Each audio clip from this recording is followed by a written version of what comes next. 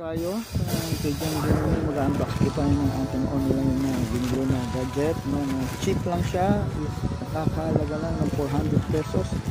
So unbox natin sa isang case. Ito yung natin unbox. Yan guys, made in China yan guys. Ngayon yan, so ang Lazada, yan, ang presyo niya ay 400 something lang. So gusto na, no? Gusto na natin.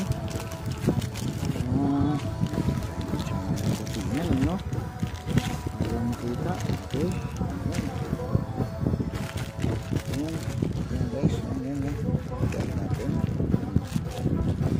Yan guys. Yan guys, no?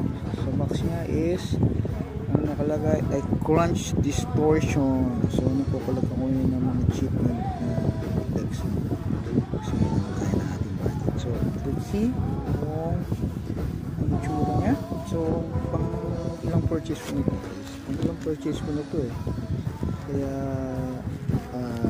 natuwa ako, model lang. So mura lang talaga. Para ka lang bumili ng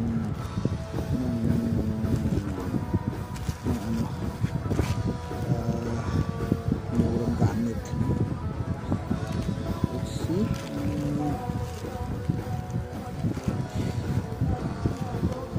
Yun. Gusto guys. Ayan siya guys. Crunch effects. Ayan. Ang ganda guys. Oh.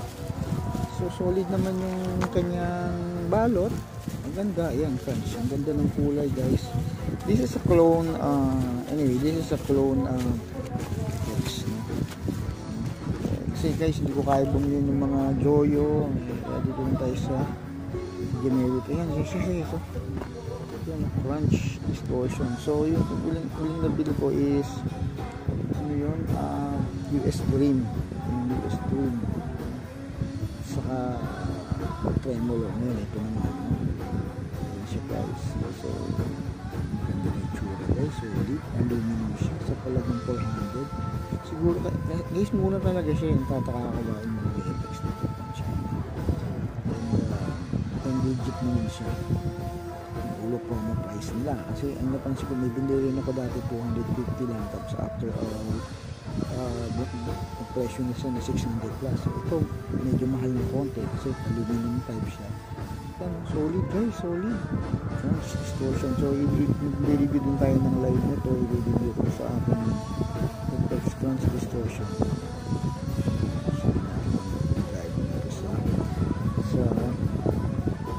Sa ibang distortion. So ibang yung distortion ay US Dream distortion ako, overdrive din ako.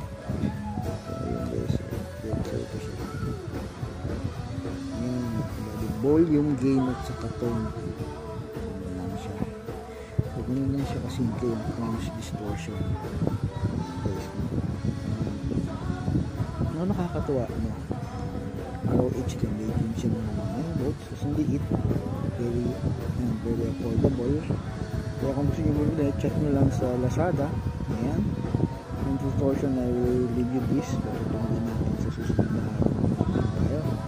I-review tayo ng effects nito. First distortion from Lazada sa halagang 400 plus. So susunod naman siya. Ayan guys, tingnan nyo ako din. So legit yung nabili ko nito. Yung mga ka-batch na unang batch nito ay nagamit ko na sa gig. So legit naman siya guys. Kaya nakakatawa. Kaya siguro paunahan lang. Check ko lang kung meron pa dito. So, alright. Ito ang aking crunch, copy crunch distortion chip. But good.